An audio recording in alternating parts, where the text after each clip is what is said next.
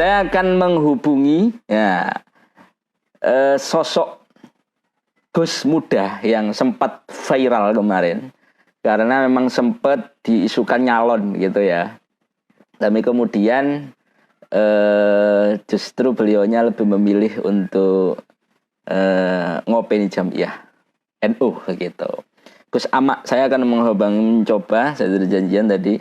Beliau adalah cucu dari almarhum Kiai Haji Abdul Hamid. Saya akan mencoba menghubungi Gus Amak. Waalaikumsalam, Bang Ngapunten Gus. Iya.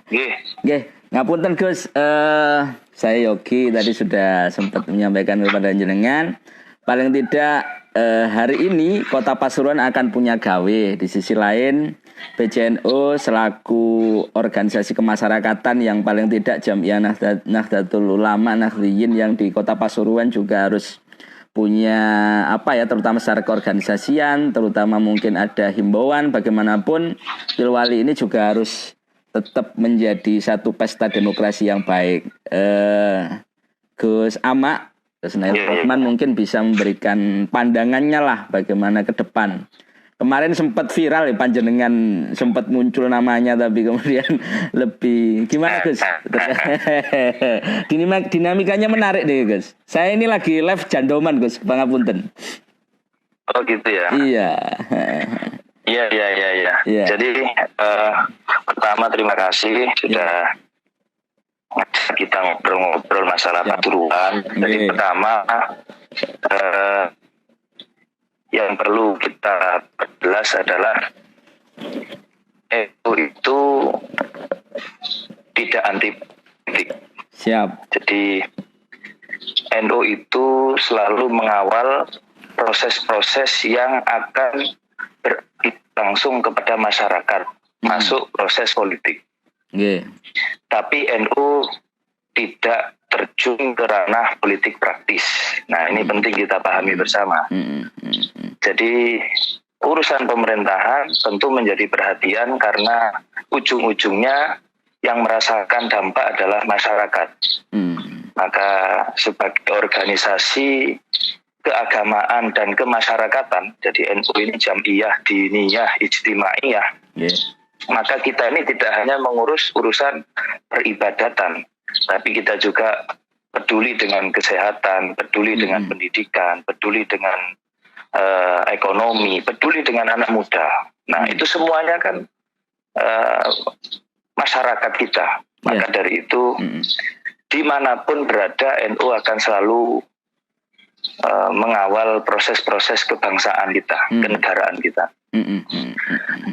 Terkait dengan Kota Pasuruan, kita berharap satu, pemilu ini kondusif, tidak ada tes sosial yang merugikan kita semua, tidak perlu ada carut marut politik, ya. Tentu politik ini kita harus lalui dengan cara yang elegan, dengan cara yang santun, dengan cara yang berakhlak. Nah, ini penting. Kita sudah kehilangan akhlak ini. Jadi khususnya Kota Pasuruan harus kita kembalikan akhlaknya. Akhlak masyarakatnya, akhlak anak mudanya ini perlu kita kembalikan lagi supaya jadi lebih santun lagi. Kita ini kan punya ciri khas Pasuruan ya. Maka kita para pemimpin masa depan ini di Kota Pasuruan bisa menjaga tradisi dan ciri khas Kota Pasuruan, bisa menjaga nilai-nilai Kota Pasuruan dan mampu berinovasi, karena kita ini sekarang di era pandemi. Ya, betul. Pemimpin yang tidak kreatif, pemimpin yang tidak bisa berinovasi, pemimpin yang tidak mau belajar, pemimpin yang tidak cakap dalam mengelola pemerintahan, ya akan menghasilkan pemerintahan yang biasa-biasa saja. Tidak ada inovasi, tidak ada terobosan. Maka dari itu kita butuh terobosan yang luar biasa, kita butuh pemimpin yang punya skill, punya kemampuan dalam mengelola tata pemerintahan, dan juga bisa memadukan antara kemajuan zaman dengan tradisi lokal. Jangan karena kemajuan zaman terus semua orang jadi rusak semua. Nah ini kan bahaya. Jadi yang kita harapkan adalah kita ini harus berkembang sesuai zaman, tapi kita tidak boleh lupa dengan tradisi kita, tidak boleh lupa dengan siapa kita, tidak boleh lupa dengan Kota Pasuruan ini apa. Jangan dirusak semua karena alasan kemajuan zaman. Maka dari itu pemimpin yang cerdas itu bisa memadukan keduanya. Nah ini penting sekali untuk diketahui masyarakat supaya nanti ke depan Kota Pasuruan ini maju. Kita sepakat harus maju, harus sejahtera, harus lebih tentram lagi, harus lebih sejahtera lagi rakyatnya. Tapi kita juga ingin harus lebih berakhlak lagi masyarakatnya. Maka dari itu perlu masyarakat ini memilah dan memilih, dan saya yakin orang Kota Pasuruan ini cerdas semua. Ya. Jadi itulah pandangan-pandangan sementara dari kami.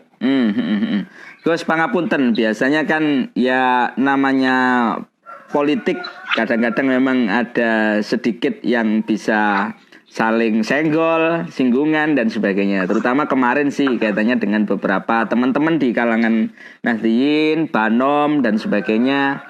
Ya mungkin bisa disampaikan juga ini ketegasan. Tadi sudah disampaikan bahwasanya NU juga apa ya artinya tidak antipati terhadap politik tapi ikut terlibat. Tapi secara jamiah memang secara khito kan sudah jelas gitu.